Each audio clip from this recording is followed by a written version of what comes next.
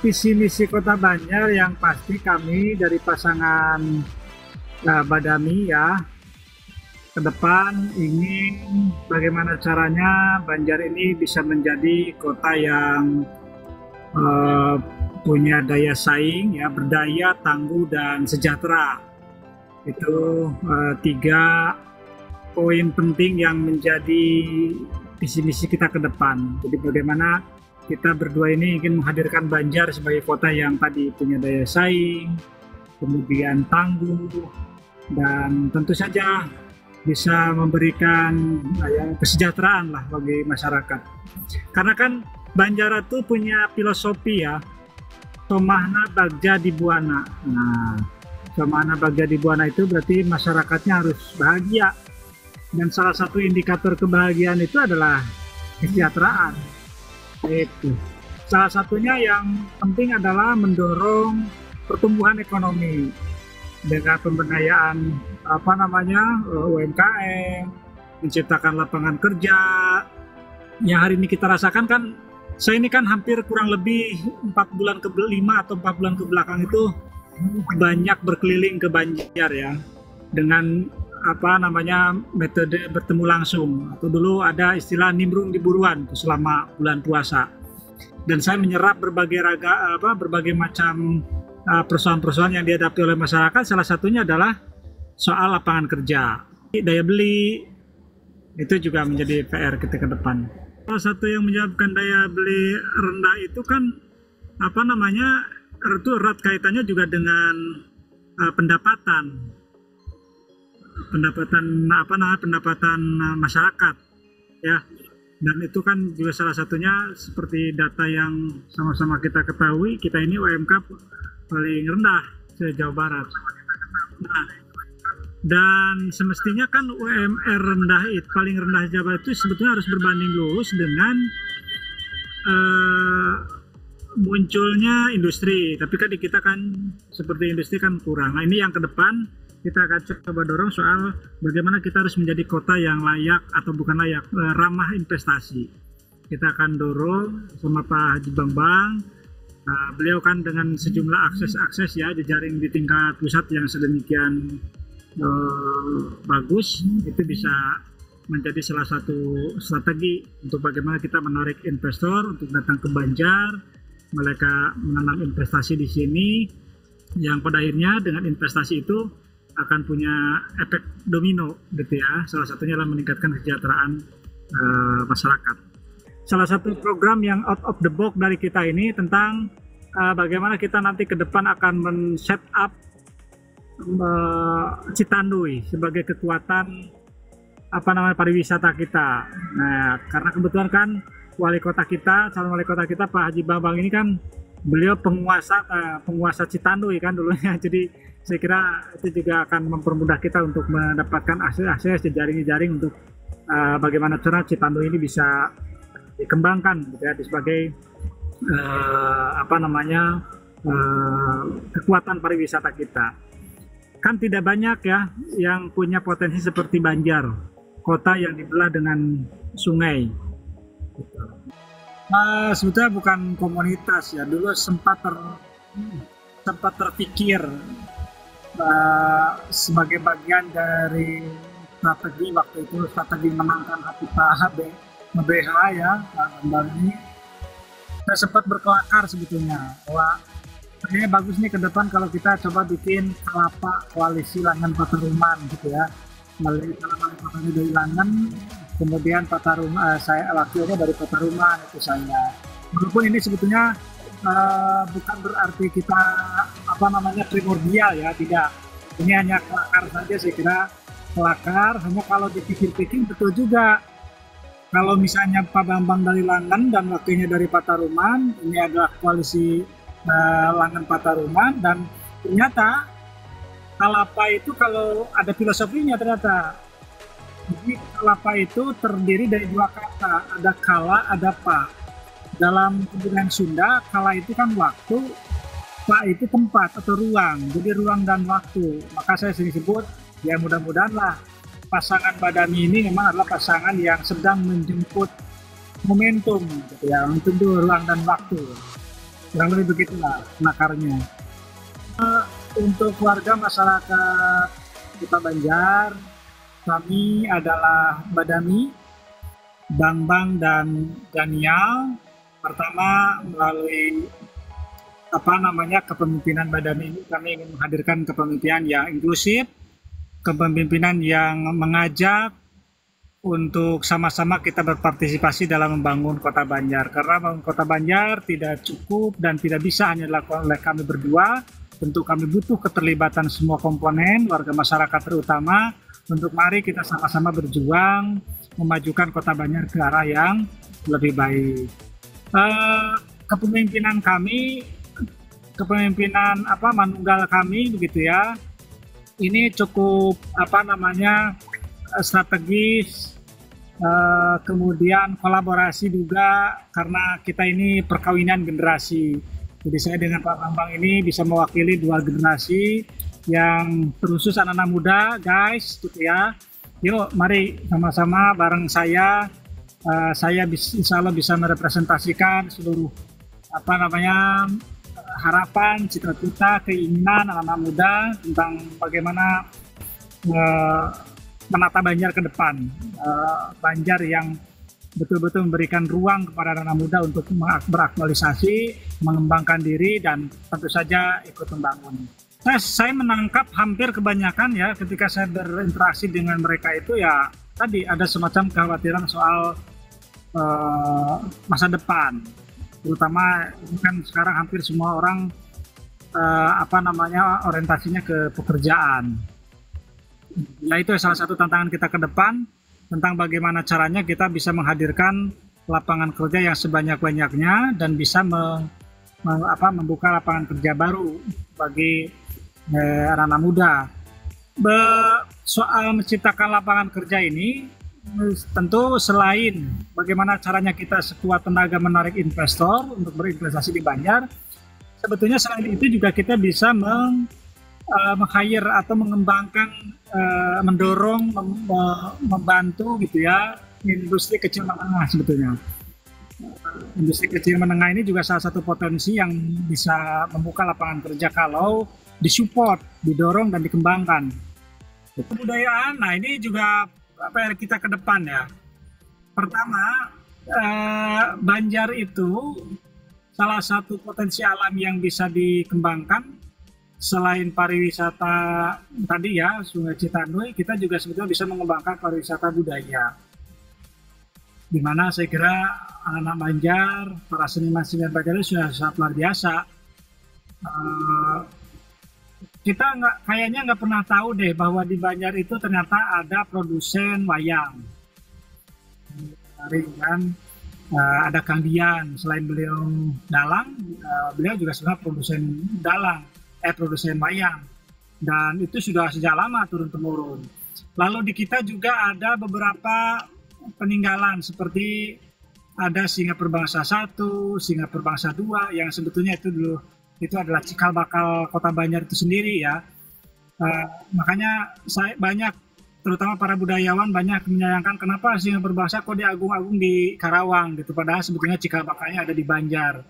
Jadi Wira Perbangsa atau Singa Perbangsa 1 itu ada di Banjar, bahkan yang di Karawang sebetulnya ada yang keempat gitu. Nah, sehingga ke depan saya kira penting kita memberikan literasi sejarah kepada generasi muda agar mereka tidak tercerabut dari akar sejarahnya, punya kesadaran tentang kontinum waktu begitu ya, menghargai dan mempelajari sejarah agar mereka tidak termasuk generasi-generasi yang lupa sejarah. Dalam bahasa Sunda itu kan ada hananguni hanamangke, dan hanang ya aya mabaheula aya tu ayeuna, henteu mabaheula henteu tu ayeuna, anak tunggak hanawatan tan anak tunggak tan hanawatan aya tunggulna aya tu catangna. Jadi kita ini diajarkan oleh para leluhur kita untuk tidak boleh sekali-kali melupakan sejarah. Tidak akan mungkin ada sekarang kalau tidak ada dulu begitu ya. Maka itu rumus kehidupan ya. Makanya ke depan itu ya seperti di pengembangan wisata budaya seperti itu kan, kita dulu sering iri ya kalau di Ciamis ada nyangku setiap tahun, di mana dengan kegiatan itu kan luar biasa menarik simpati masyarakat sekitar untuk datang, sekedar untuk melihat acara kesenian dan mungkin ada juga ritual-ritual begitu ya. Dan pada saat yang sama itu sebetulnya juga bisa menghadirkan dari di sisi ekonomi begitu ya, ada perputaran uang di situ karena orang datang ke Banjar misalnya mengikuti dan menghadiri acara tersebut ya sudah pasti di sini makannya di situ. Apalagi kalau ke depan misalnya ada investor yang bisa mengembangkan perhotelan misalnya kan gitu.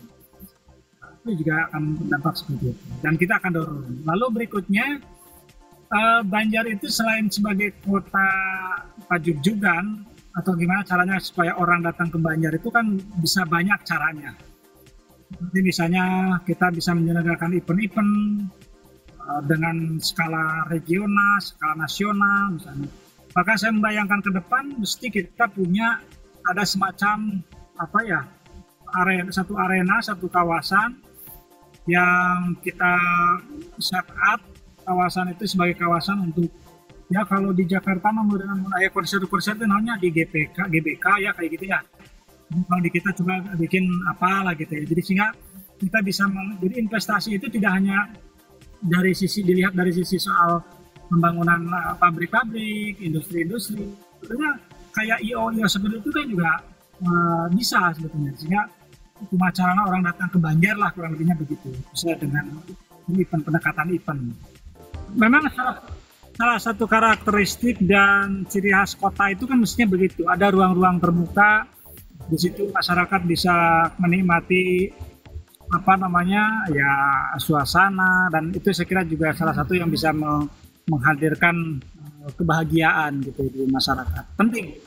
Hanya yang paling penting lagi sebetulnya tantangan kita ke depan bagaimana caranya aset-aset lokasi-lokasi yang ada di wisata yang sudah dibangun ini harus betul-betul bisa menghasilkan.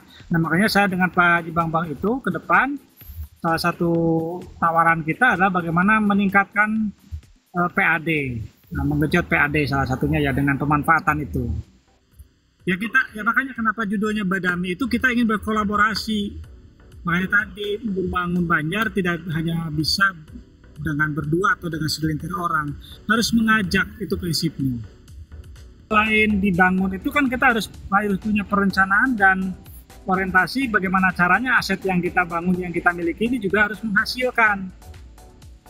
Jangan hanya membangun lalu tiba-tiba tidak terpikirkan atau tidak terkonsep atau tidak direncanakan tentang bagaimana optimalisasi dari dari aset ini bisa menghasilkan PAD. Kan itu sama dengan membuang uang gitu ya. Kita punya aset, membangun aset ini sebagai modal agar bagaimana caranya bisa menghasilkan dan meningkatkan PAD. Terkait dengan birokrasi, saya dan Pak Haji Bambang itu akan fokus dan komitmen pada pembangunan merit system. Nah, bagaimana kita punya standar-standar kualifikasi yang yang firm ya soal bagaimana menempatkan orang supaya the right man on the right place begitu. Jadi saya termasuk orang anak yang yang besar dan tumbuh di lingkungan pesantren sebetulnya. Jadi saya setelah SD itu langsung ke MTS di Miftahul Salam, di Hanaf Herang, di pesantren Baitul Huda, dan disitulah saya mulai belajar. Kan kalau di pesantren itu kita dididik untuk mandiri ya, tentang makan, bagaimana caranya makan sendiri, maksudnya ngeliwat sorangan gitunya, nyisi sorangan dan sebagainya. Dan saya itu dilatih, dididik di pesantren. Lalu beres dari MTS di Miftahul Salam, saya langsung ke Nurul Salam dulu, Cikoneng. Di situ ada 2 tahun. Setelah 2 tahun di Cikoneng, saya pindah ke Darussalam sampai ke kuliah Darussalam. Jadi saya termasuk orang yang besar, tumbuh dan akan di dunia M. Nah, kalau di dunia ya dengan Angicep itu guru saya. Kalau di organisasi ya saya ketika aktif ya, saya mulai dari MTS itu aktif di organisasi. Sudah begitu masuk MTS saya langsung aktif di OSIS, terus di Alia juga sama. Ketika kuliah juga saya ya butut-butut kege pernah jadi presiden lah ya. Presiden mahasiswa gitu ya. Presiden mahasiswa, terus di organisasi ekstranya di HMI cabang Ciamis, lanjut ke Jawa Barat, ketum HMI Batu Jawa Barat. Saya juga pernah di pernah beraktualisasi di Jawa Barat lah. Salah satu apa namanya orientasi kita ke depan itu salah satunya juga membangun kontrol publik. Karena pembangunan itu akan stagnan, tidak akan berkembang, tidak akan pernah banyak inovasi kalau masyarakat tidak dilibatkan. Dan itulah kemudian kalau dalam teori demokrasi disebut dengan defisit demokrasi. Ada 3. Pertama adalah melemahnya representasi elit, yang kedua adalah lemahnya kontrol publik, dan yang ketiga ini sebagai konsekuensinya pasti dia akan lemah dari aspek partisipasinya. Jadi kalau kontrol publiknya bagus itu secara langsung tidak langsung juga berbanding lurus dengan partisipasinya. Makanya harus didorong. Masyarakat itu harus didorong, harus diajak ngobrol badani. Nah, jadi pemimpin itu tidak boleh dia punya konsep berpikir soranganan gitu ya. Memaksakan kehendak ya kan disebut otoriter ya, nggak boleh. Gitu. Walaupun mungkin pada situasi tertentu kadang-kadang pemimpin dituntut untuk dia punya ketegasan. Tapi kan tegas itu juga bukan berarti menutup ruang-ruang partisipasi. Ya, keberpihakannya kurang. Makanya kita harus punya keberpihakan yang lebih kepada seluruh segmen masyarakat ya, kelompok masyarakat baik seniman, budayawan, agamawan gitu ya, kelompok-kelompok agama dan program-program keagamaan juga, apalagi saya lulusan pesantren begitu ya, lulusan keagamaan juga dulu banyak dibesarkan di dunia madrasah, secara otomatis saya juga memahami dan otomatis saya juga akan pasti punya keberpihakan pada akhirnya nanti untuk bagaimana mengembangkan madrasah dan lembaga-lembaga informal lain seperti pesantren misalnya. Saya mungkin sampai besok di Jakarta dulu karena ada urusan sedikit. Insya Allah mungkin kalau sudah selesai langsung akan ke Banjar. Insya Allah saya akan coba merapikan, mengaktifasi kembali jejaring-jejaring yang pernah dibuat. Karena kemarin jejaring-jejaring yang pernah saya buat itu sempat bukan terabaikan ya, karena saya kemarin lebih fokus ke kandidasinya. Jadi hampir belum tersentuh lagi nih. Nah sekarang mungkin karena sekarang alhamdulillah sudah masuk dalam kandidasi, asup ke Kalang. Nah, sehingga saya sekarang berencana akan mengaktifasi kembali jejaring-jejaring yang sudah dibuat. Betul. Nah ini salah satu strategi kepemimpinan juga mengedepankan saluran-saluran seperti ini. Ini kan jadi saya itu ke depan akan menjadi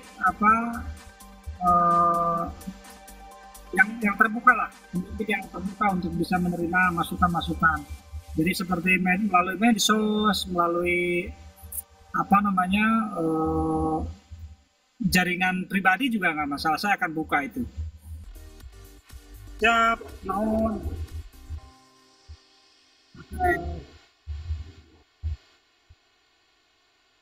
Siap. Nah, mangga nuhun ben ya. Wilujeng kasadana, mau ini.